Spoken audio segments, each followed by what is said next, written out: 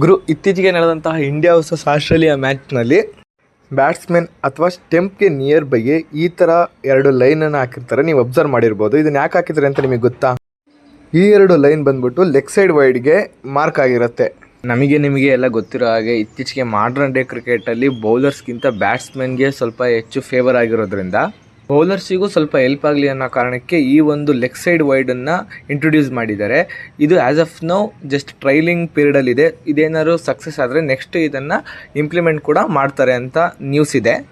ಇಲ್ಲಿ ಆರೆಂಜ್ ಕಲರಲ್ಲಿ ಏನು ಹೈಲೈಟ್ ಆಗಿದೆ, ಸೊ ಆ ಎರಡು ಲೈನ್ಗಳು ಲೆಗ್ ಸೈಡ್ ವೈಡ್ ಆಗಿರುತ್ತೆ. ಈ ಒಂದು ಹೊಸ ರೂಲ್ಸ್ನ ಪ್ರಕಾರ ಫಸ್ಟು ಬ್ಯಾಟ್ಸ್ಮನ್ಗೆ ಬಾಲು ಟಚ್ ಆಗದಲ್ಲೇ ಲೆಗ್ ಸೈಡಿಂದ ಪಾಸ್ ಆದರೆ ಅದನ್ನು ವೈಡ್ ಅಂತ ಕನ್ಸಿಡರ್ ಮಾಡ್ತಾಯಿದ್ರು.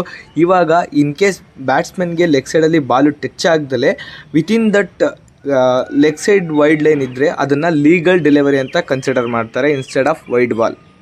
ಈ ಒಂದು ವಿಷಯನ ನೀವು ಮೊದಲನೇ ಬಾರಿ ತಿಳ್ಕೊತಿದ್ರೆ ಒಂದು ಲೈಕ್ ಮಾಡಿ. ಇದೇ ಥರ ಹೆಚ್ಚಿನ ಕಂಟೆಂಟ್ಗಾಗಿ ನನ್ನ ಚಾನಲ್ನ ಸಬ್ಸ್ಕ್ರೈಬ್ ಮಾಡಿ ಮತ್ತು ನೋಟಿಫಿಕೇಷನ್ಗಾಗಿ ಬೆಲ್ ಐಕನ್ನ ಪ್ರೆಸ್ ಮಾಡಿ. Thank you.